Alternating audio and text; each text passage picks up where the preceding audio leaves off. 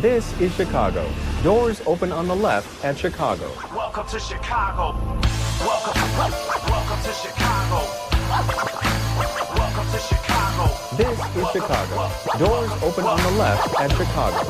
Welcome to Chicago.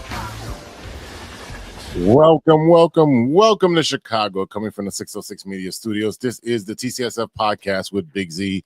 In the house, we got Stevie B from the No Water in the Weekend podcast, and we got JC Dynasty Fantasy Football, and it's going to be a good one today. Episode 225 is brought to you by 606 Media, True Chicago sports fans, and Grit Clothing Company. Don't forget to go to gritclothingco.com and get your official TCSF podcast t-shirt.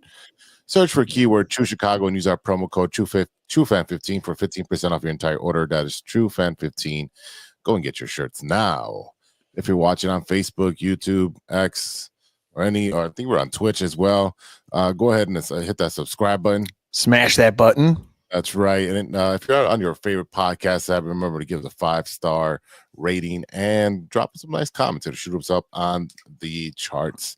And you can support the show with a monthly subscription at anchor.fm/True Chicago Sports Fans, and go over there and click on the support button and subscribe for as little as 99 cents a month. Oh boy. And if you haven't done so, check out the other podcasts. We got No Water in the Weekend with Stevie B and Sean Daly. Tons of stuff. We'll talk about what they had this week a little later. You got 10 episodes of Impossigated with Big Z. Tons of funny stuff. You know, the last one was with John Vitti. He's doing all those nice little videos about Chicago comedy stuff. Like I think the last one was like a helpline, Chicago helpline, which is hilarious. Go and check him out for his recent content. And without further delay, episode 225, Deal Makers or Deal Making. I don't know what I named it at this point. It's late in the night. This episode, the Bears, is it official yet? It's over. It's over. What is it, 30-15? Yeah. No. 30-12? Yeah, whatever. To the Vikings. We'll talk about that in 3 and Out. We're going to talk about the White Sox actually finally trading their biggest asset in Crochet. What did they get back? We'll cover that. The Cubs make a deal as well, getting King Tut over from the Astros. We'll break that one down as well. The Bulls won today. Blackhawks won Sunday. That covers that. Too bad. I mean, it was exciting for the Blackhawks on Sunday. I got to say that. You were there. We'll talk about that. Yeah. Then. Yeah, and then we'll finish it up with a stir in the pot. But without further ado, we're gonna go with 3 and Out, our Bears segment.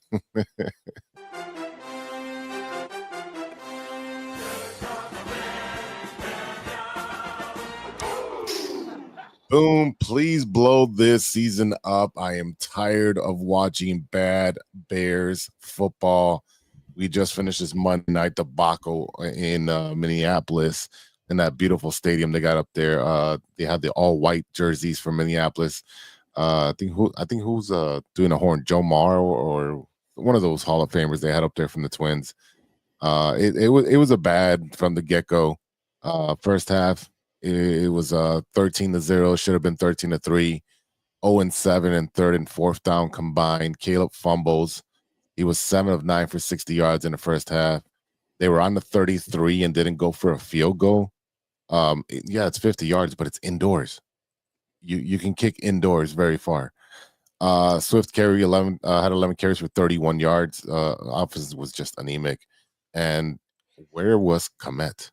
I think he had 14 yards all game, and I think it was one catch. Yeah, it all came up in the first half. So, boys, that's pretty much a synopsis of the first half. What did you guys see in the first half? Well, I saw the same thing of the last week. Pretty much no consistency. Exactly, crickets. Literally crickets. Same thing as last week. And I want to pose this question. Yeah. When Eberflus was coach, we lost by 3.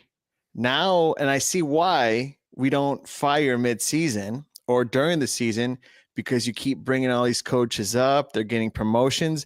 And now it looks like a train wreck and even looks worse than it did under Matt Eberflus. Now, yes, missed play calls, special teams, not, time management. These things happen, but I don't know if it's worse. Rather see no offense or rather lose by 3. JC? Give me no offense for 100. Why? Because I want that top pick now. That's all that matters anymore. We are a trash team. Well, we are an ascending trash team. We still have good young players, but the bottom line is that our roster is still not good enough to get over the hump.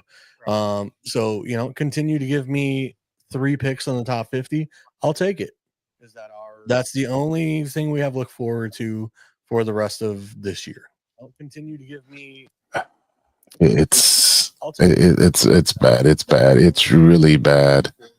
I mean, at this point, is it time to sit Caleb before he gets murdered, or do you continue to try to develop him because he's really not getting developed? So, we seen the offense under Thomas Brown, and some of these plays were working where they were doing the screen passes to the outside, and it was like, all right, 1, 2, 3, throw the ball, 1, 2, 3, and that's what he needs to do, Caleb. He needs to get that ball out early and stop playing that hero ball and ducking and dodging and ducking again.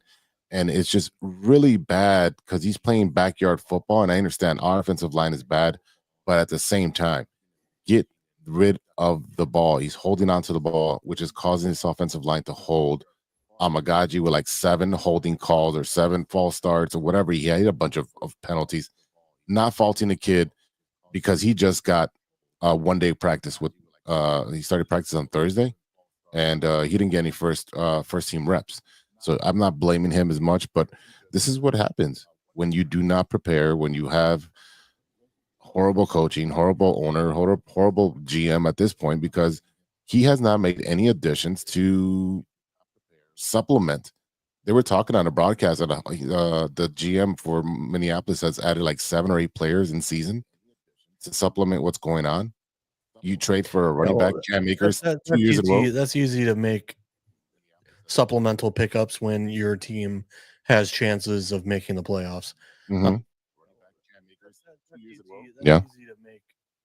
Did JC freeze? Did he freeze? Yeah, it looks and like also I hear a callback. Either you have another app open or something, because I'm hearing voiceover. You're hearing voiceover? I'm hearing my voice delay. Huh. So it's either you have another window open or you have Instagram Live going and it's picking up on the mic. Huh. So I don't have I would any lower everything to nothing. No, there JC's back. All right. I don't have anything. I had Twitch on okay. my phone, but I don't have that connected because that'd be Bluetooth, but that's off right now. So yeah, I don't hear it now. Okay. Well, yeah. Okay, JC, continue your thought.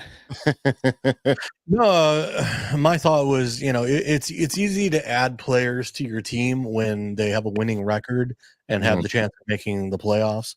Nobody wants to join a 4 and whatever team that is looking like they are on the downswing of not winning a game for the rest of the season. And they have no leadership. They have no coaches to stand for. They have nothing. And this also looks to be like another issue where, when you try and bring back players like Keenan Allen or any of these guys that were on the team this year, that they're going to look at this team and be like, good God, no, I am not coming back to this shit again next year. That becomes another problem where, not only that, free agents, unless you pay them a lot of money, they're not going to want to come here. I mean, maybe if we sign, Ben Johnson or, a great head coaching, prospect. But like I said, right now, if I'm a free agent, I'd much rather go look at some of these playoff teams, than the Bears. Yeah, I see that because obviously this is a developmental year for Caleb, and we got all hyped because we had a bunch of weapons on offense when it comes to the receivers, the tight end, and running back, all these additions that we made, but the offensive line wasn't there, the coaching wasn't there, all the other supplemental stuff that we need is not there. So because of that, they seen that we just fired our offensive coordinator, then we fired our coach, and we elevated, the water boy to be the head coach. And, he he's literally going for it on fourth down after you've not gotten a third down conversion all first half. Not going for a field goal. Take the points. Take the points. Like, this is the stuff that if you're a free agent, you are not going to want to go to a team with this uncertainty. Ben Johnson's a great offensive coordinator. Yeah, it's great. But he also has an offensive line that they've been building for like 6 years. So why would he want to come to Chicago when you're not going to be able to have that offensive line? You're not going to build that overnight. It's not going to take 1 year to get an offensive line that's going to be cohesive and as good as Detroit, Dallas, and it's, a couple of years ago, the Bills. We're not going to do that overnight. It's not going to happen.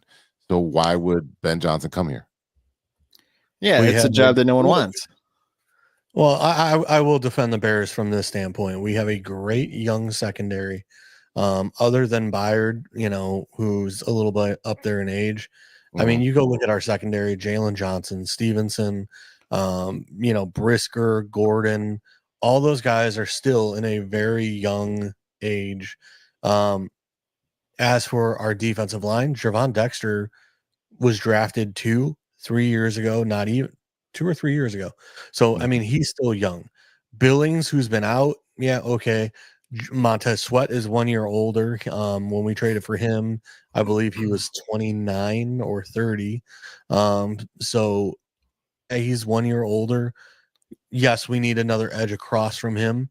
But you look at the defense. The defense is what sells this team, is because it is a core group that has now been together for a while, and none of them are leaving anytime soon.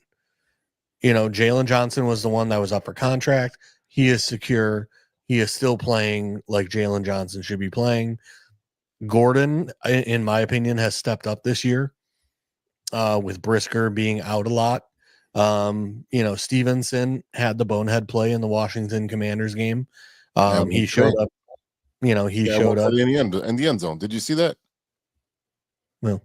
Oh, it was a deep ball to, I think it was Addison. Yes, it was Addison in the corner of the end zone on the right hand side, and the ball's gonna come to Addison, and he literally shoves him out the way and then catches the ball for the interception. And it's like, you can't shove an offensive player for a ball. You can't make contact, especially in the end zone. They're just going to call that all day.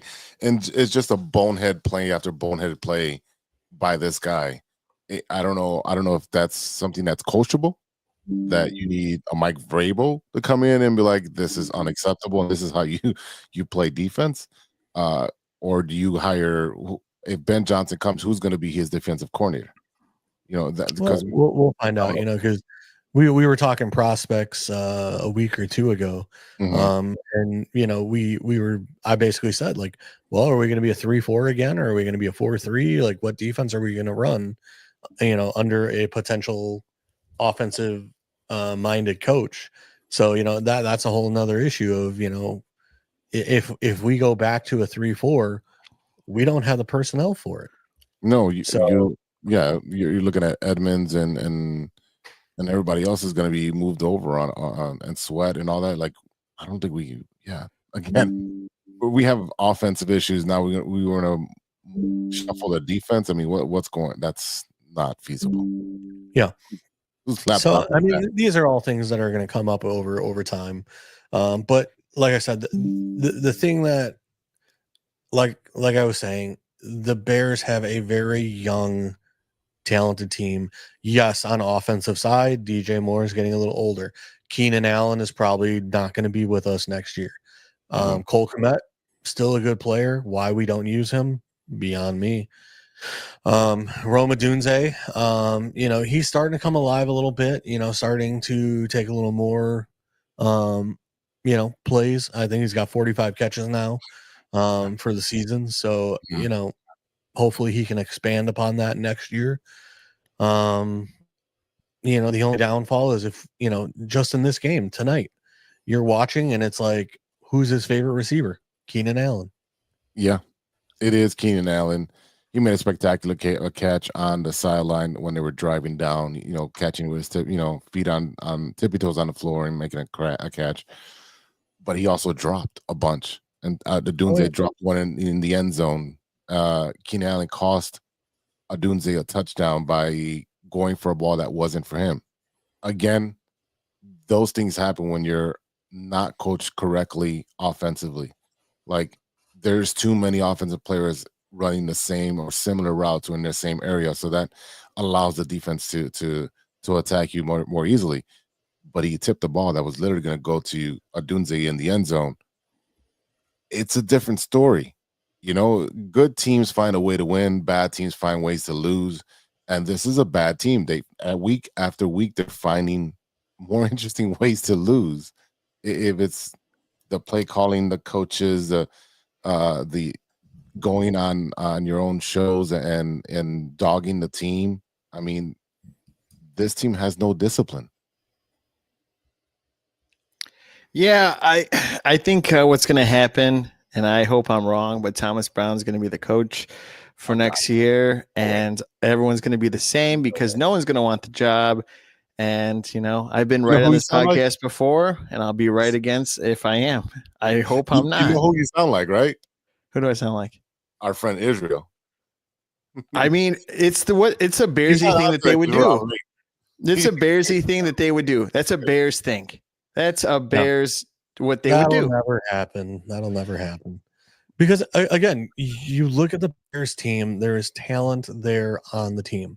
Someone who is qualified will want to be the head coach of this team. Because when you look at some of the other teams like the Saints or whoever, the Saints are like $80 million over the salary cap.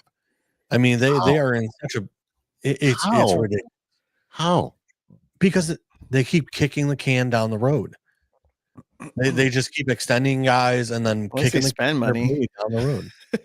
But who's on that team?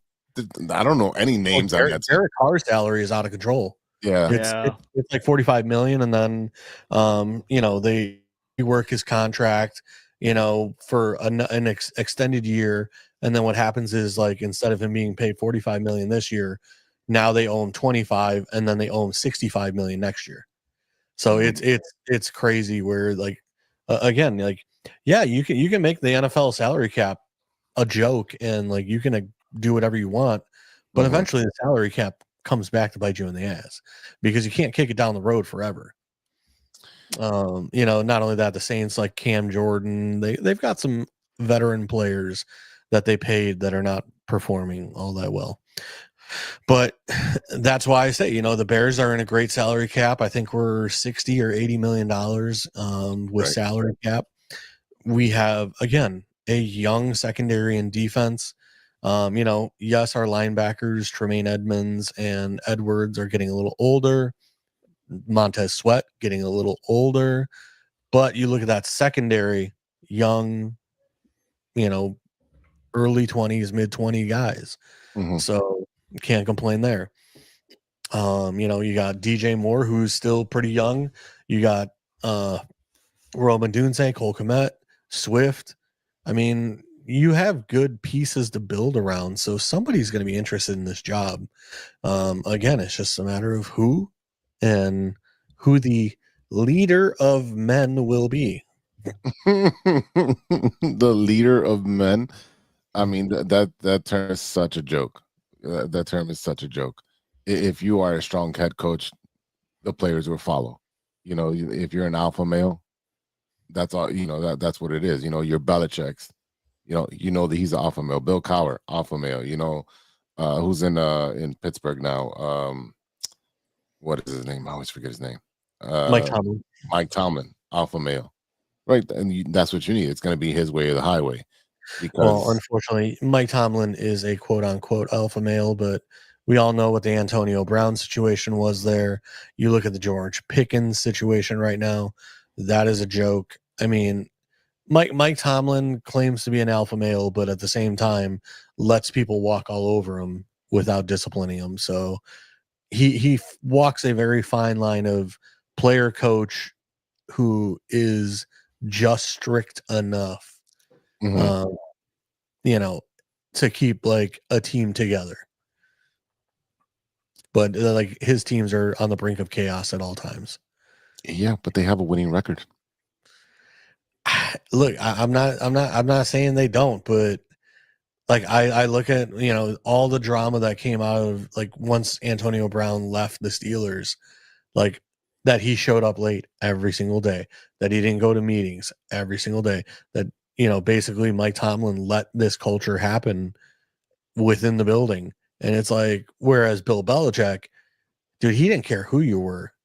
Like he benched one of his best cornerbacks in the Super Bowl. And the rest of the team's like, what is happening? Like, this is the Super Bowl. So, and again, like not a lot of players want to play for a Bill Belichick anymore. They want a more player friendly coach. Yeah. So, but you want to talk about alpha male, Dan Campbell. There you go. That's a leader of men, an alpha coach who's doing it the right way, who is still a good, like interactive with his players, but at the same time, he's going to chew your head off and explain to you, hey, here's why I just chewed you out. And the problem is, the Trustmans, the Matt Nagy's, the et cetera, that the Bears hire year after year after year, they're not it. Yeah, they're definitely not it. Before we start looking at what the options are for coaching candidates, let's wrap up today's game. 12-30. It's a loss. Caleb Williams, 18 for 31, 191, a touchdown. He did fumble once. Looks like Beijing got in there for the last play, 1 of 1, 5 yards. Swift, 19 carries, 79 yards. DJ Moore, 3 carries, 24 yards. Keenan Allen, 6 receptions, 82 yards. DJ Moore, 8 receptions, 46 yards. Odunze, 2 catches. I think he was targeted 8 times today, 7 or 8 times, for 39 yards. Komet, 1 for 14. That's just despicable. Swift, 1 for 10. And then Tyler Scott, who didn't even know he was still on the team, 1 for 5. And it's funny because I was watching the pregame and I was listening to the radio all day, and they were talking about what the attack plan should be for the Bears against the Minnesota Vikings, which they didn't do, which is continue to run the ball, because teams have been able to run the ball on the Vikings and use Cole Kmet every other play, right over the middle, quick release, use them so that you can draw the defense. So that way the wide receivers can get open. Play action. Even Troy said, he's like, they run the least amount of play action. There's no reason that we shouldn't be running play action to get the defense on its toes. Not using Caleb under center to get the ball out quicker. All these things that these veterans and these Hall of Famers are talking about, Tom Brady and Troy Aikman, on how to play the position as a quarterback. This is information that they should be sent down to Hallis Hall. Play this over the loudspeaker and on TVs over and over and over. Well, you're a joke. The problem with that is you got to remember, you now have a tight end coach who is now the offensive coordinator. He's been promoted 2 spots. That So you have to remember we have coaches that should not be where they are. No, because he's we fired people. We fired people within. So we can sit here and talk about, Tom Brady said this, Troy Aikman said that. And the bottom line is you also have a situation where you have a guy that's been sacked, I don't know how many times tonight, but he was coming into the game 56 sacks for the year. That was 3rd most in the NFL history. So what was he at? 59? 50. He came into the game with 56. 50. Okay, he got Bryce sacked. Young was 2nd at 62, and then David Carr was 1st at like 70 something. He was only sacked twice this game. But the problem is when you play action, you turn your back to the defense to act like you're going to hand off the ball, and then once you do not hand off the ball, then you have to turn around and then re-recognize where the defense is, etc. Have you not seen if you have an offensive line that cannot hold water, the last thing you want to do is turn your back and not know where those rushers are coming to take your head off. Well, I completely understand that, but at the same time, is Caleb not playing hero ball with his back turned to the defense? Oh yes, yeah. Okay, so I mean, it's a lose-lose situation. We know there's a bunch of holes in this boat and it's sinking, and that's called the offensive line. I just say do what you want to do with the ball, man. Just try. Do anything. I get that, but there's multiple times where he doesn't, and again, he's a rookie. It's different. He's not recognizing, hey, let me get rid of the ball over the middle. He's open right there, or let me throw it out to the out route or the hook over here on the left hand side really quickly. And He did that maybe once with Swift when they were coming in. Everyone was charging in, and he doesn't. All right. Well, I guess they're smoking weed on here. Oh my goodness, ladies and gentlemen, we got Ivan Vargas from the Tape All Network. right. He is sauce, and he's always the boss. He is here to mess up the show because he's been drinking the Kool-Aid of the Bears. You know what I want to tell you about this fucking dog and pony show? Ladies, put your kids away. Put the headphones in. This fucking guy, like this fucking guy, man, warning. like, There's about to be a lot of explicit language. we Please cover your children's keep ears. like marching this fucking like this like we're the greatest. Like here's this, we're the charter franchise type bullshit. Nobody gives a fuck anymore. This is the NFL, man. Nobody gives a fuck. How are you gonna win motherfucking football games, George? How do you fucking win football games, George? That's the fucking question. JC, put you on the button. Football games, bro. That's the only fucking way you're gonna fucking solve your issues, George. That's it. And if this fucking guy wants to keep lying to us and keep fucking meddling every fucking 2 seconds, it doesn't fucking matter what anybody does. It's not gonna work, JC. Period. It doesn't matter who comes in here. I'm not even cursing, JC. That's enough. He's off by like a second. It's just ridiculous. Every time I see this fucking team, to think that there's going to be an answer on the other side. And I'm about done. How are you guys? Oh, we're doing it great. I mean, we're waiting for your rant, but at this point, like we covered what the faults were, especially with Caleb playing hero ball and not be able to get the ball out quickly. And when he did during the playing the 2-minute offense, he was able to do that, and we were able to score. So does he have to play a 2-minute offense all single game and not let the defense change their defensive players? What else are you gonna do with this fucking dog shit line? What else are you gonna fucking do? Everything's gotta be quick with them. They can't. Nobody can handle a block. Everybody's on their fucking ass. Somebody's got an injury here, a hip here, a knee here, concussion. What the fuck? Well, there's a report. No chance. There's just no chance for anything to develop. Whether it be Thomas, and God bless the guy, Thomas Brown. Is that his fucking fault? It's not his fault this organization sucks dick and can't fucking figure it out. I'm sorry. That's the fucking, it's just what it is. Oh man, this is great. This is just great.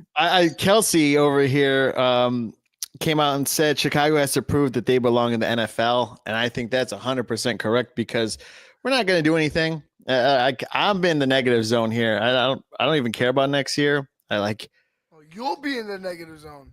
Yeah. I think we're all in the fucking negative zone. I mean, I don't even wear my Bear stuff anymore. I would have taken all that stuff down in the background of yours. Coward. Yeah. Well, that's the thing with the Chicago Bears fans. It's like they ride and die. It doesn't matter if the team is 0-16. They're still going to wear their stuff proud. It's not like the baseball teams or the Bulls or the Blackhawks where you're like, yeah, I'm not going to wear that today. I'm going to put it away. No matter what. I mean, the problem is that the Bears fans still hang on to the 1985 stuff. You don't see them wearing the 05 about that stuff anymore. You don't see them wearing 05. Well, you do. I don't have nothing from 05. I mean, I still wear 2016. It was just like yesterday. So but You that's different. That's baseball. You haven't won in 100 years, over 100 years. Okay, I understand that. We didn't win for 88. What are we Completely talking understand about? that. What are we talking about here?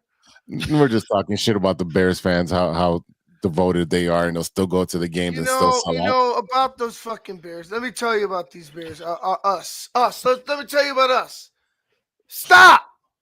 Fucking stop going to the fucking game. I bought a fucking ticket for the Seahawks game. I'm a fucking moron. And I bought a really good ticket too, because I was like, you know what? It's gonna be the last game of the fucking home of the year at home. Yeah. Might as fucking well. And after seeing this, I'm like, man, the Seahawks are gonna stomp our fucking heads in. And I'm gonna be right there, 50-yard line, baby, cheering them on. Woo! Yeah, I would much rather go watch a high school football game at this point for free rather than pay to watch this. But so Ivan, what we were discussing is that that whoever is going to come here and coach this team, that they're walking into a roster that is still somewhat young. They have a secondary that has played together for 2 to 3 years now. They have some continuity. You have Jervon Dexter, you got the linebackers and Edmonds and Edwards and Sanborn. You got Brisker, you got Gordon, you got Jalen Johnson. How do you feel about the state of the roster for a new head coach? Okay, so I know the Bears are a mess.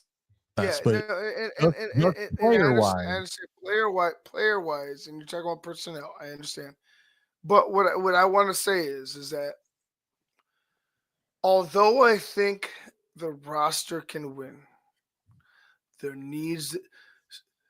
guys need to be tuned up.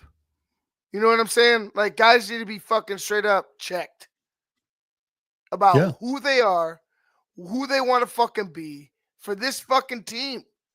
Otherwise, we can find another spot for you somewhere else in the NFL, if that's the case. Because if you don't want to be here for Chicago, then get the fuck out. Who in specific are you talking about, Ivan? It doesn't matter. It doesn't matter. It doesn't matter. It doesn't matter who it is. Look at it. Look at in these last three games now. In the last 3 games, keep watching. Who do you not want to be here? Who do you see continuing to make mistake after mistake after mistake? Who doesn't deserve to be here? Stevenson. It doesn't matter which one. Like, I'm not calling one specific person out. You could tell it was Whiskey's handling, but you could tell it's just not one guy, bro. You gotta watch who is making the constant mistake. Who can we afford to not be here? Because this team was supposed to be a hard team to make. It was supposed to be really fucking tough, but we have no depth anywhere. So how tough really was it to fucking make this team? It's just a sad fucking state of affairs for all of us, boys. So, Ivan, I got a question for you. Who would you personally choose to be the leader of men of the next head coach of the Bears? Vrabel. Okay, so me and you are pretty much spot on about who we would like to see. But you have these outside noises though, JC, that are like, well, you got to get the fucking offensive guy because of Caleb. It's like, look, Mike could find an offensive guy. There might be offensive guys available after this season. You never know. Yeah. So it's all about how you lead your football team. Can Ben Johnson do it? We don't know. We don't know. Maybe he can. I'm not knocking him because we don't know, right? I'm not going to diminish anything Ben Johnson has done. I'm not going to say he doesn't deserve to be the Bears head coach. All I'm saying is the way that I see it, you have a guy who has an MO. You have a player on the fucking team who's already experienced it, who has an identity, who's led a team to multiple playoff positions, who had a general manager that wasn't on the same page as he was. And that was ultimately the detriment of the team, because then Mike wanted to go ahead and get involved himself. And as far as personnel and hire and players are concerned, and draft, like, then it's, if you want more control, then that's when things start to get sticky. So they didn't want to give him more control. There was a battle between him and the front office. That's what it was. So it's like there has to be an understanding of who you want to fucking be as a football team. And if Ryan Poles doesn't get on board, if Mike Vrabel's on board and Ryan Poles isn't on board, then get the fuck out of town. Or if Ben Johnson is on board and Ryan Poles can't figure it out, then get the fuck. Like, there's got to be something else. If they don't even want Ryan Poles involved, so be it. He's got to go. There's nothing everything is on the motherfucking table right now, because Caleb Williams is a good quarterback and will be a great quarterback in this league, as long as you go ahead and figure out how to protect him and figure out how to coach him up the correct fucking way. And that's something the Bears keep fucking eluding in the past 40 fucking years. It's the truth. Lovey was the last great coach, and Lovey got fired in a winning season. 10-6. How fucking arrogant! How arrogant of a franchise! How arrogant of a thought process that must have been, hiring some stupid ass Phil Emery, who thought he was God's gift to fucking everything, and decided he wanted to go get this dumbass from the Canadian League. It's fucking ridiculous to think. Oh, man. JC and Ivan are on board with Mike Vrabel. Other candidates are Cliff Kingsbury, who's over there in Washington. We talked about Ben Johnson. We just seen what Brian Flores did to the Bears, and Mike McCarthy might be out in Dallas. So that's another candidate that might be out there, and there may be more. And there's also, there was rumors put out there that were extinguished with the Bears trading for the coach in San Fran, which I doubt that'll happen. I really doubt that. Shanahan's not leaving anywhere. So he just dropped the deuce on her forehead with his own ragtag bunch of 49ers that are beat up and hurt. He just dropped the deuce on your entire franchise. Why would he want to leave? Yeah. Why would he want to leave? And that's the same thing that's going to happen next week. With this franchise, why would he want to leave? That's the same thing that's going to happen next week when the Bears host the Lions at noon, and it's going to be another. It will not be a close game like the first game. You're going to see a repeat of the Bears Vikings, where they get 30 to 35 scored on them, and the Bears put up one touchdown and a couple field goals. And you're going to see that exact same blueprint happen with the Lions coming up this Sunday. So, do not expect anything special. Do not expect anything spectacular.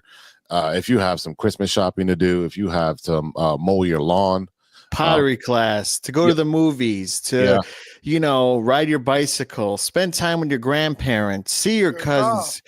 Exactly. That too. With the lights on or off, depending on how you feel that day. Clean the gutters. Clean the gutters. Put up a Christmas tree. Be jolly for something else besides this team. Clean up dog shit. I don't know. But at the same time, do not gift any of your family Bears gear. Don't push them to be part of the fandom, because don't make your family suffer like we do. It's a sickness, JC. We're sick fucks. All right. I think this is the worst sickness besides COVID. I think I'd rather have COVID than this sickness. You did have COVID. Yeah, for like a day, and it went away because I'm that awesome. I was looking at something the other day about how many wins like big market teams had versus like Chicago. Oh yeah. And it was like, LA had like 122 wins or, whatever. And then you look at Chicago and it was like, or it was playoff wins. I'm sorry. Like how many playoff wins in the last 7 years. And it was like Chicago had like 3 playoff wins in the last 7 years. And it was just like, as a Chicago fan, like, we are twisted into keep showing up to get kicked in the nuts or, just slapped in the face. And we love abusive relationships. And I sure do. Inside joke. And I'm the good guy in this one, not the bad guy. Just saying. Have you been getting beaten, Steve? A little bit. Everybody has their quirks. Where has she touched you?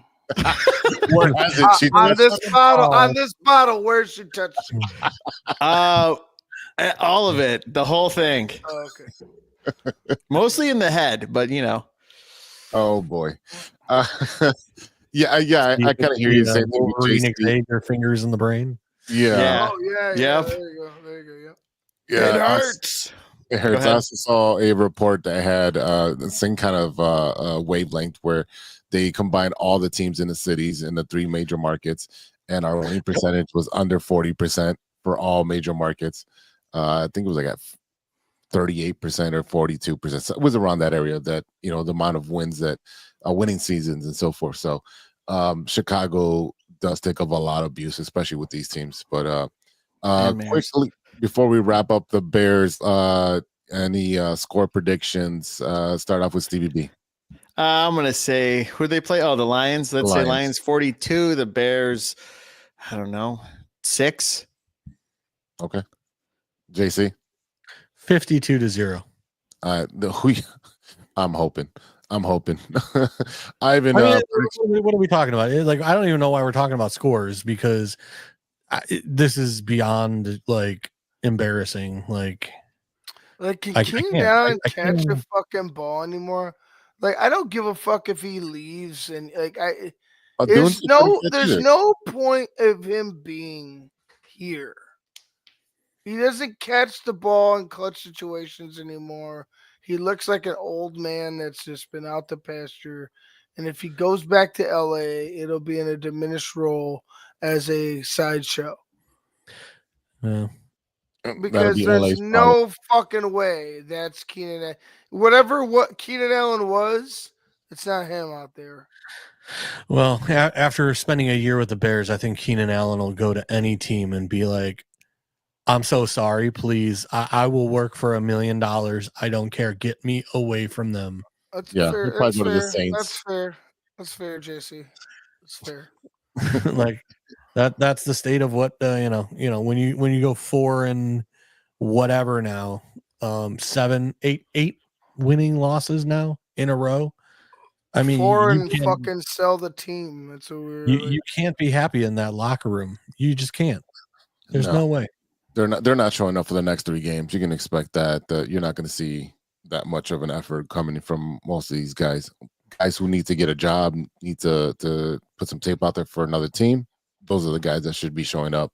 But again, we watched Devondre Campbell, walk off the sideline for the 49ers. I mean, and he got I'm cut. I'm surprised none of the Bears have done that. That piece of shit should never play in the NFL again. First, not on my team. Not on my team. Steven. Well, that's why they're trying to suspend them for as long as they can. If you fucking walked out on my team, Steve, I would fucking never talk to you again. All right, so it's been a good show, guys. If you ever walked out on this team, I would never fucking talk to you again. Those tickets are too expensive to be walking out that early. So definitely enjoy the beers, Ivan, at the Seahawks game if we don't talk to you there. But I do want to say something before we end this segment. Yep. Out of all the coaches that I got fired in Chicago, what do you think that I have in common with them as of Friday? You got fired? Yeah, I got fired on Friday. Oh, nice. This city is filled with firings. So, again, I don't know. Merry I was even. I know. Steve, yeah, you got the Bulls treatment. Exactly. Styles. So, you're like Craig. Council? Yeah, fired on your day off. Oh, yeah. Yep. So I'm on the job market with Matt Eberflus and the coach from the Sky and David Ross and the Blackhawks former coach. So Oh, Yeah, yeah, so- that was his name. I was good with the Blackhawks former coach. I'm Right. actually okay with that. We don't. Well, have to they've been call him playing back a lot to- better, but we'll get into that later. Yeah, Well, definitely. after the firing, right? After. yeah, Yeah. they've been playing a lot better after the fire. Yeah. All right, guys, I'm fucking out. No, you're good. You're good. Thanks for coming on, man. I Thanks for appreciate coming it. on. I'm not Ivan. walking out on We you. needed that little bit of truth, for the fans to hear. Yeah, I Yeah. mean, like what? Like let's not sugarcoat shit. This is terrible. It is terrible. Well, it's terrible. Goodbye, guys. All right. Thanks for See joining ya. us.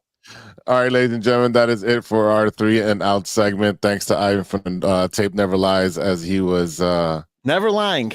not Say the lying least. at all. Yeah, that was a lot of truth to him that he took that earlier watching that game, and that's probably what he needed to get through that game. But we're gonna take a We quick also, break. hit our curse words for the month. Oh, yeah. Oh, yeah. For the three of us to be extremely clean for the rest of the month. Yeah, well, we're trying to do clean and family friendly show as much as possible. That you can listen to this in the office. So now you can do put the volume up back up. But we'll be right back after a word from our sponsors. Hey, true Chicago sports fans, show off your Chicago pride with some fresh clothes from Grit Clothing Company. At Grit Clothing, they create that simple yet classic style that represents that Chicago Southside lifestyle. From t-shirts to hoodies, hats to glassware, they've got you covered. Grit has everything you need to represent your Chicago pride, so do it right now. Check out gritclothingco.com and use the promo code TrueFan15. TrueFan15. For 15% off your entire order. Let me say it again. That's gritclothingco.com and use the promo code TrueFan15 for 15% off of your entire order. What up? It's Martin Moreno, and you are listening to True Chicago Sports Fans Podcast. Welcome back to the True Chicago Sports Fans Podcast with Big Z in the house. We got CVB and JC Dynasty Fantasy Football, and this will be a family-friendly segment. Oh, what popped off for the rest of the show. But let's talk a little bit of our baseball teams. They've had some movement this week, and the big movement was the Chicago White Sox have traded Garrett Crochet to the Boston Red Sox in exchange for a package of prospects. This had to happen before we get into the prospects. He had 2 years of control. He's young. He's an ace. And the White Sox are not going anywhere for the next 5 to 6 years. So why risk him pitching and getting hurt and not being able to get the value that you need to replenish the system, the farm system, and, trying to put a competitive team together for the next 5 years. So am I happy that he got traded? No, because he's a stud. But for what? Be wasting his talent at this point on the South Side, because he would pitch 6-7 innings of scoreless ball and then lose the game because we had no offense. So I'm pretty happy about it. Yeah, he's going to your second team, which, hey, you know what? I got love for Boston. I hope they do well. As long as the Yankees don't win on the American side, I'm all good with that. So the package, the trade was announced this Wednesday. They got a catcher. Last name Teal, was it Kyle Teal? He's an athletic catcher with a track record of being an above-average left-handed batter. His splits last season were at AA and AAA, hitting 288, 386, 433 with 13 home runs. He's patient on his approach, above-average raw strength. Essentially, he is a solid catcher. Now he's going to join another catcher that we'll talk about in another episode when we break down all the White Sox stuff. But we have 2 decent catchers in the minor league systems, which is great because you don't know which one is going to stay healthy, which one's going to be panning out. And if you do have 2 good catchers on there, one that can hit and one that can play defense, you can DH one of them. So again, I think this is a good addition to add. He was Boston's number 4 prospect in their system. He doesn't strike out a lot, and he should be coming around late next year in the season. He should be brought up, so look out for him. Montgomery is the other person we got. He fractured his ankle before he got drafted. Was it this year or last year? He was high on there. The White Sox were looking at him as well when they were drafting, but he dropped so low because of the fracture ankle. He was batting 322, 454, 733 in college. He has great production. This is a player that has high upside. It's just that he had an injury early in his career, and again, those are the two main pieces. They did get a Meredith 23, another looks like an outfielder. He's a project. You got Tachman too, but not in that deal. But yeah. No, not in that deal. Yeah, I'm finishing up the deal. Yeah, they got Meredith, and then they also got a pitcher, Gonzalez. He's a throw-in. He's got a good arm. If we can develop him, great. But he'll be a middle to rotation starter if he does make it up to the big leagues. So yeah, again, we'll spend another podcast on breaking down all this stuff for the White Sox. We did sign Dan Altavilla.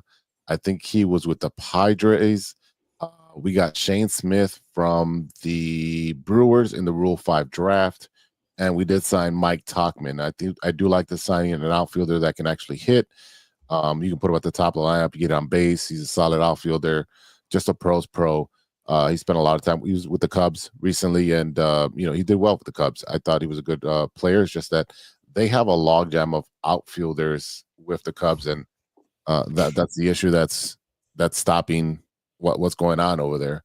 But again, the White Sox, I think this is a good trade. They'll be making some more moves. There's rumors of Robert going to the Phillies. That's what's on the hot stove right now. And there is rumors of the White Sox in contention for the Japanese pitcher who is in that transfer portal for international signing. So when that breaks, we'll put that on the Facebook website and we'll make that available to you. But our Chicago Cubs also made some moves. Stevie B, what do you got there? So we got Kyle Tucker. With that trade, it involved third baseman Isaac Padres and right-handed or whatever. I don't know.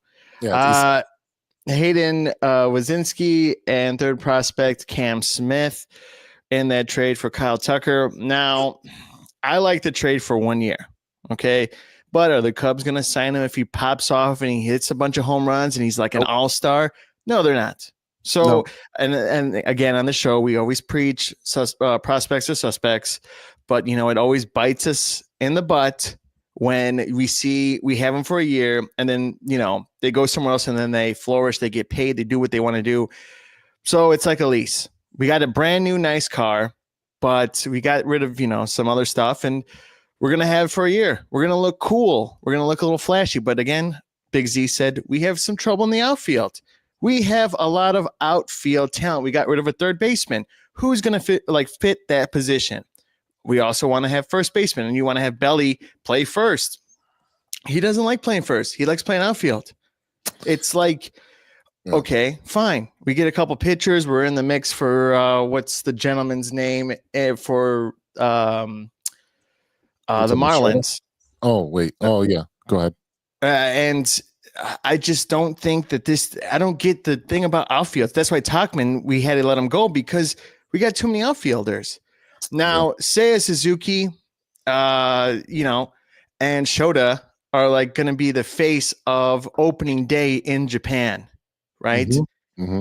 That's why they probably couldn't get rid of him. And the MLB was probably saying, and this is all speculation in my point of view, that they're like, well, you can't add him in the trade because that's our promo for next year. Well, he has a better on-base percentage. He's a better hitter than Cody Bellinger. Now, does he have the pop? Can he play as good defense in the outfield as Cody? No, not at all. He's had his moments, but not as much as Cody. I will say that. He's a defensive liability in the late innings. You replace him, not a problem. But he doesn't want, his agent came out and said he doesn't want to play DH. He never said it. But again, some stuff can get lost in translation. It is what it is. But I'd rather keep Seiya. He's a better bat when he's healthy. Way better bat. Cody gets hot in spurts, and he gets injured a lot. You're paying him a lot of money because he opted in. There's talks of him being traded to the Yankees because they need a left-handed bat. But they don't want to take on the money. Dude, you got a lot of money. You missed out on Soto. Yep. So essentially, they might have to send another prospect with Cody, or if they send, was it Ian Happ? Who's your second baseman? Is it Happ? There's also what's his name? I'm sorry, Nico Horner. They were talking. There about you go, Horner. I keep thinking Fontenot and Terrio, but yeah, no, back in the day. Packaging Yeah, Horner and oh, am I drawing a blank again? It's been a rough day. It's been a rough, yeah. I don't think that this team is equipped. They get themselves 5 more win games. Okay, fine, but it doesn't matter what they do at the moment because we need pitching, we need middle reliefs. Hitting was an issue throughout the whole season. We get in spurts between everyone. Mm-hmm. Swanson was hit or miss, or he wasn't even there for a full week, or maybe 3 or 4, series. So, I mean, I don't know what this team could possibly do. You want to get another lefty in the rotation with the guy from the Marlins? That's fine. A lot of teams in the actual National League had trouble with lefties. Makes sense, right? Get all lefties if you want. Fine. But I want to see more of focus on trying to get this team to at least go to the playoffs. Not, well, hey, we're 20 games left in the season and we're questioning whether or not we're going to be in the playoffs. Like, we have to win this and this has to happen. No, I want us to just get in, not have to worry about it, have fun, cheer. And I don't know if I see that this year. I think I see a lot of the same problems as last year, unless there's more aggression on the actual trade value of all these players that are out and about. You got something, JC, before I jump in? No, for me, my issue was, we traded for Tucker, and then it's like, well, we just traded for Paredes last year, and it's like, so what are we doing? Like, we gave up prospects to get Isaac. Now we gave up more prospects and Isaac to get someone else who's on a 1-year deal that we have no, he's going to be due a pretty big contract unless he absolutely, has a horrible season. There's no reason for Kyle Tucker to sign an extension right now when he was on pace to hit like 50-something home runs before he got hurt. But my whole point is Isaac was controlled, I believe, for another 2 years, and he was on third baseman. So which he would have been there for 1 year because Cam Smith was about to come up. Yeah. But like I said, so that's kind of my issue right now is just we took on more outfielders with more payroll. We don't have a third baseman. Let alone first. Well, like I said, you do have a first baseman. You got Michael Bush. You got Michael Bush. Sure. But I mean, it's just like he's a great player and there's nothing wrong with him. It's just I need more like doubles. I just feel like we get singles, we get 2 and out, and then it's it. We cannot get around the bases fast enough. I don't know. It's either all these guys are hot at the same time or they're not. And either one is and the rest of them are not, or 2 of them are. It's just, I'm tired of not seeing any hits. I don't care about home runs. Home runs are great and I love them, but baseball is double, singles, or triples. I understand that you want to move the runners along, but if you were to look at what your team looks like today, if they played today, you have Tucker in right field, Crow Armstrong in center, Happ in left, Swanson at shortstop, Matt Shaw, who can play second and third. You got Nico Horner at second, Michael Bush, and your catcher is it Thias? I don't know what's his name. It's not that great. Yeah, he's not that great. Yeah, no, that's Didn't something. we trade for a new catcher? You did. You did. Yeah, I'm just a backup or whatever, but yeah, Matt. It's Matt Tice. Yeah, right. Yeah, that's his name. You got him from, I believe, the Angels. Yep, that's correct. Yeah, and you also signed Matthew Boyd, a pitcher that's never pitched more than 59 innings or something like that. Right. And that's like cushion or barely anything. It's like the seat toilet I got in there. It's good enough for now, but you got to change it out eventually because it's getting flat. This team, it will get flat eventually. And I'm just, I'm looking for a job. That I will division put- is so flat because Yeah. For me, I'm looking at the international prospect players. Yeah. I know you're talking about the Sox looking at the Japanese pitcher, but I mean, I I just would want to really be relevant. I would love I for want the to be Cubs to bring cultural. him in. what it is probably that the White Sox have the most money to give out in international. He'll take a little less money to play with Saya and Shota. I wouldn't blame him. I wouldn't blame him. I mean, let's be honest. I wouldn't go to the White Sox right now. No, I mean I would because I for don't $1 million more. Shit, you know what? No, I wouldn't. I need a job, but I don't know Why? if I'd go. Why I can strike out 100, 250 times easily for $1 No, million. I meant like in a front office job. Oh yeah, definitely. Give me. I'd take a front office job at any MLB team. Yeah, I want to be like, think about it really hard, but then I'd have to. Oh, but I would have to wear the colors and the shirt and God. I don't want to think about it. That's a nightmare. But no, White Sox are hiring. I'll send you some links up from LinkedIn. God, no, please don't. I don't know. I'd break my mom's heart. But no, I just think we're going to be in the same boat. I think this is pretty much it, unless we don't get the guy from the Marlins. I don't see much more that the team could do. I think this outfield situation is going to take off closer to the trade deadline with Belly. Because I know it gets that far. I think, in January it'll get resolved. I really don't think that the Cubs are going to wait that long. I feel like Jed Hoyer is on his last year. Oh, absolutely. If he doesn't do anything, he's out. He has to be out at this point because we were supposed to contend last season and we didn't even make it. No, you were not going to contend. Let's be honest. The team that was a map of an idea where we would be at, but there's nothing there's nothing to look at until I don't know when.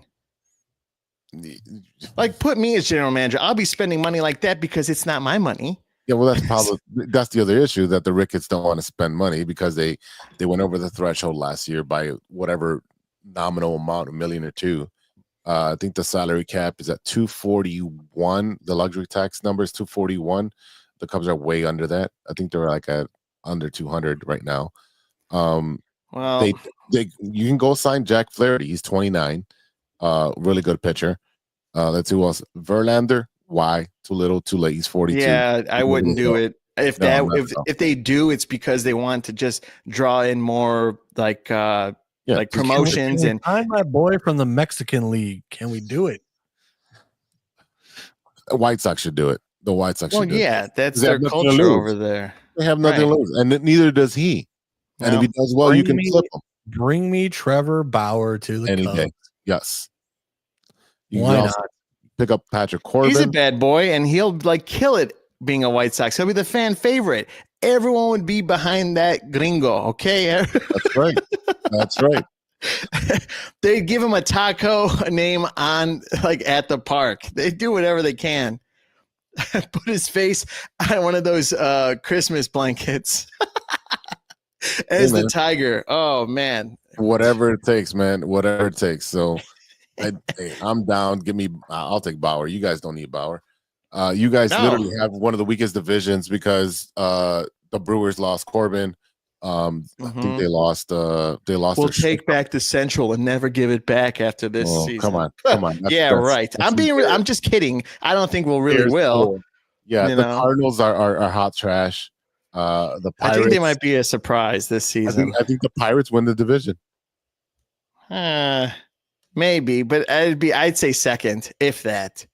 Who's gonna win it? It ain't gonna be Cincinnati. Cincinnati, I think it's good, but they always fade at the end. The Brewers always start off hot and then fade.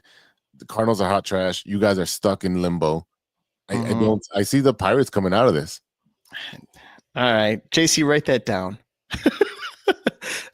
I don't know. It's just this whole Central Division thing. It's just, I don't know what to believe. I don't know what to expect. Anything is up in the air. If you look at the odds, probably at Vegas right now, I would like to see what they would say. I would like to know for that, and then I'll make my decision. You can look it up. But I at this point, because you have such a log jam in now I know what clipped off. It was a clip that fell off. And you have a log jam in the outfield and are not making any trades, you're gonna have to trade those two players, Nico Horner and Cody Bellinger, to free up some space for some of those prospects that you said are really good and should be coming up. Also, to be able to sign another player because they don't want to spend money. This is the issue that I have. Why not? Why not? We spend money there all the time. Yes. We support the team all the time. We expect to win all the time. But why not? Why can't we be the only team in Chicago to spend money? I don't get it. Because you have the money. You have the property. You pretty much own all Wrigley. Yep. Yeah, but the problem is your grandkids and your great grandkids are gonna have college funds. I don't even have a college fund or a job. Like, pay me. You want to give to charity? Give it to me. I like spend money. You got to remember. Look what happened. I don't have lights anymore. Power's out. It blows my mind with the teams in Chicago. Just spend money. Make us happy. You're sitting up there looking down at us as peasants. Joke's on them because they're spending money on us. Yeah, they're selling you an illusion. Right. But it's going to be packed all the time. All the time. Corporations, retreats, charities, and the other sad part is Rhino's cancer came back, and I hope that guy he's getting undergoing like extreme treatment at the moment, and I hope the best for him. It's sad that it came back. So that guy's a stud, and I think he's strong enough to beat it again, and I hope the best for him and his family. But especially as quickly as it came back, right? Yeah. Yeah. I think it was maybe 4 or 5 months later. It hasn't been very long. Something like that. Yeah. But I just think this Cubs team and even baseball for the White Sox, it's like spend the money, do the thing, but they're not going to do it. It's just the way. No, the White Sox is not going to be good for another 4 years. What's this? 2024? Yeah, 2028 is when I think that they'll be okay. They'll be decent. Will we even care about baseball? No, I hear you. It's just Oh, definitely. I mean, right now, like we talked a lot about the Cubs, but I mean, the White Sox have 6 of the top MLB prospects right now. And I know we always say prospects are suspects until they get up there and produce, but they have been able to produce pitchers, as you've seen. Yeah. And then we just trade them away. We trade our studs away. So I do like Chris Sale. That's another one. Which is funny because it was almost 8 exact years later. Mm-hmm. Yeah. Which is sickening. Well, I'm happy with Chris. He got a ring. Boston got a ring out of it. And we got I loved Chris Sale when he went over there. I was a big fan then. Yeah.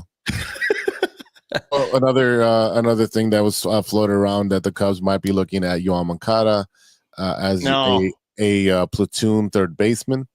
That's what was floated out there. But to see Stevie B's amusement, he got hurt in his last game playing fall ball down in South America. So I doubt that's going to happen. But no, don't want him. Please do not. Please. It's like that clip from The Office who's like, no. It's just like, no, I don't want it. I don't want it. No, you definitely don't want it. I think we're good with baseball. Do we want to talk about the Blackhawks and the Bulls? I'll just make it quick. Yeah. Really, like 2 seconds. Yeah. Bulls have something going on with 2-game win streaks. I was there on Friday. I felt better about myself after the bad news I received, but I had great seats right in front. They did break a record. They had missed 75 threes in 45 minutes, which is terrible. I can do that. Patrick Williams did not look great that game. Io looked amazing. Kobe White did great. Zach, did Zach's numbers. And that was pretty much it. Yeah, everyone's missing threes, and this is a 3 league, and you're missing them. That's a problem. It's not, what the league is a shell of itself. Mm-hmm. Yes. Yeah. I literally watched like a 5-minute like YouTube clip of a game with like how many threes they were chucking up. I think it was like the Lakers versus somebody. And it was literally like they ran down to this side. Somebody chucked up a 3, missed, rebound, ran to this end, chucked Threw up a it. three, Mhm. missed, rebound, and it Yeah. was just like it was like 6 plays like that in a row Yeah. where nobody hit a three, and within 30 seconds, 6 3-pointers had gone off. There was no defense. There was no like any type of offensive play going on because it was like, oh, let me dribble across half court and chuck it up. And it's like, Yeah. There was a couple alley oops, but The nothing NBA. great. Nothing great. Yeah. Like if this is seriously the NBA now, I can't watch this product. It's No. very, very I'll difficult to start watch. watching college basketball because I can't watch this. Like I understand, yes, like all the statistics say that shooting a 3-pointer is more valuable than taking a 2 and whatever, but I cannot watch this brand of basketball anymore. Like it was one thing when Clay and Steph and all them were just knocking down threes and just destroying people in their younger days. But now that every team has to shoot threes, like 2 is like a bad play in the NBA now.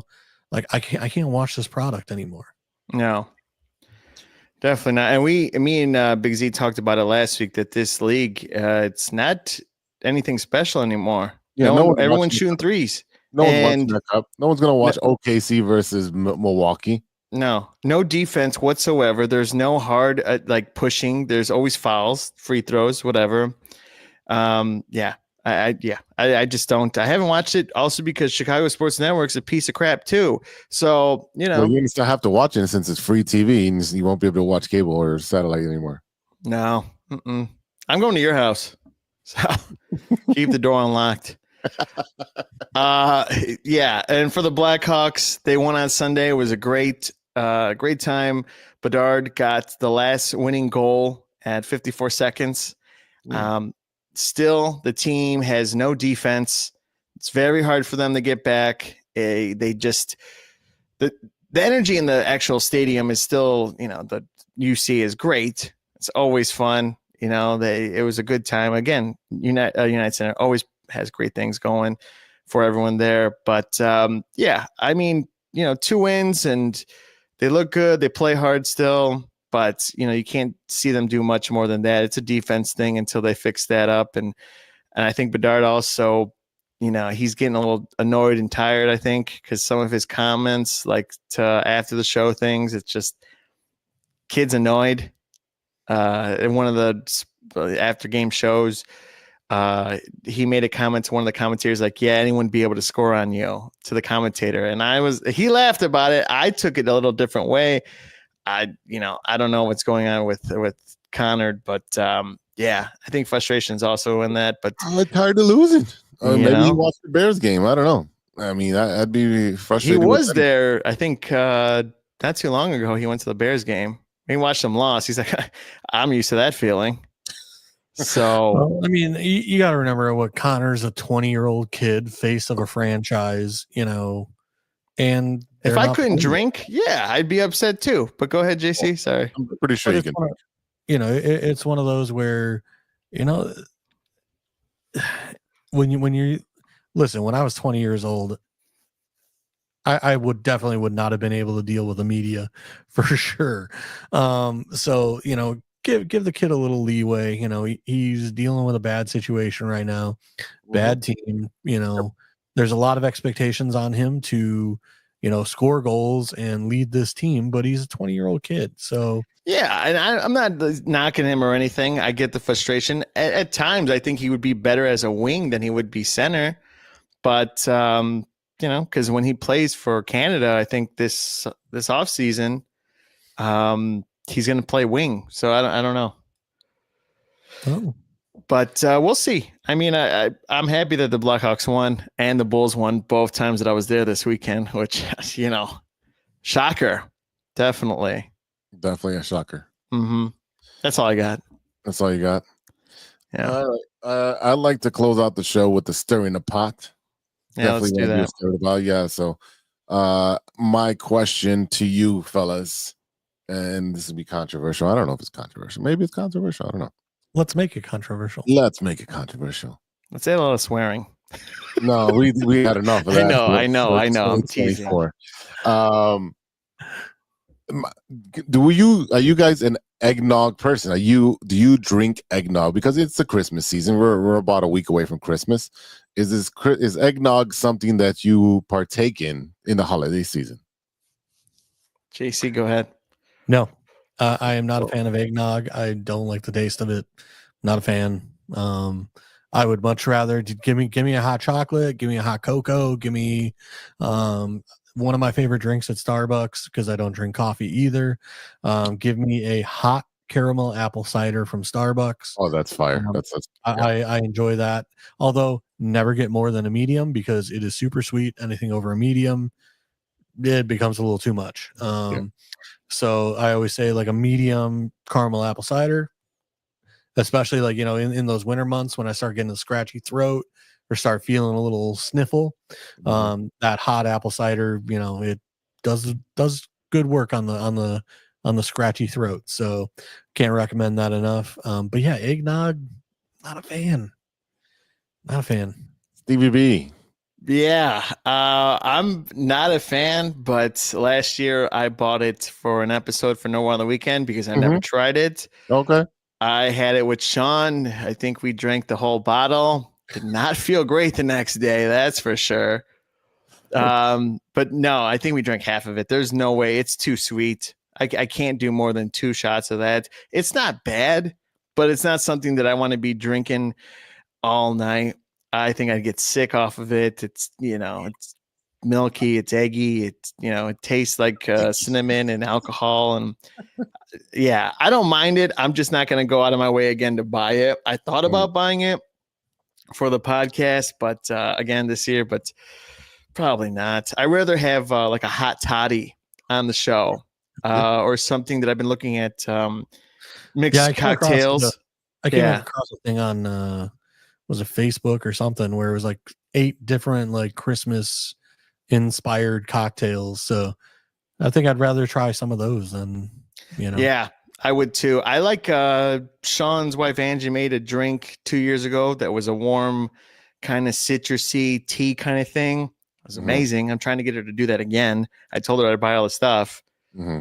But yeah, I would prefer a hot drink around this time. Open the windows, turn off the heat, and then just drink that. So other than that, what about you, Big Z? That is a definite no. No. Have you had it? I did. I've had it multiple times. That's a no. I'm really shocked with JC because that's usually like a Caucasian kind of thing. Whoa. And I'm making it controversial here now. So he's like, you drink. Like I said, I'm not a fan, man. Like I said, yeah, no. To each their own. We have tamales. If you're a person that likes eggnog, power to you. But yeah, it's not for me. There'll be more on the shelves because we're not buying that crap. Definitely no to eggnog. Ugh, disgusting. Okay, fine. Next week, Monday, I'll be on the show drinking eggnog for you guys. Oh God. Being half Puerto Rican, we drink coquito. That's the same, almost the same thing, but different. Yeah, different ingredients. Still creamy. That's what she said. Yeah, it's too easy. No, coquito. It's. Does your mom make it? Yeah, she does make it. Yeah, she does make it. So it's phenomenal. Have you ever had that, JC, coquito? No, I don't think I have. All right, well, it's good. I'm not. I just can't drink that much of it. It's made and it has a good balance of alcohol and coconut and whatever. But it's something that you could have maybe like a cup. I think that's more than enough because it is sweet. I usually try to dilute it by putting a lot of ice in there, so that way it waters down a little bit. But yeah, definitely, if you don't like sweets, that's not something for you. But it is delicious, and people make it in different variations with chocolate or strawberry. Usually, people just get crazy with. But yeah, eggnog, no. Coquito, yes. And I think we're on the yeah, hot chocolate. I never had boozy hot chocolate though. Really? So no, I've had hot cider with booze in it. Yeah. At the Chris Kingle Market, but other than that, hot toddy. Yeah. So I don't know. Chocolate and alcohol for me doesn't like a martini, espresso martini. It's like that to me. Not for me. But yeah. Gotcha. Yeah, around Thanksgiving, I love to do but it's on ice. Apple cider with a Smirnoff green apple and Smirnoff caramel. And like I said, you just make basically it's a caramel apple cider. It's like a taffy apple. Yeah. Tastes like a taffy apple. I could drink that stuff all day. Oh, I couldn't. I'd be throwing up. I'd be so sick in the morning. I'd be so sick. All day long I could drink that stuff, but my stomach would have to be pumped. Again? And I got no health insurance, so I don't want that. We got a plunger. Don't worry. Oh yeah. Yeah, there you go. One more shout out before we leave.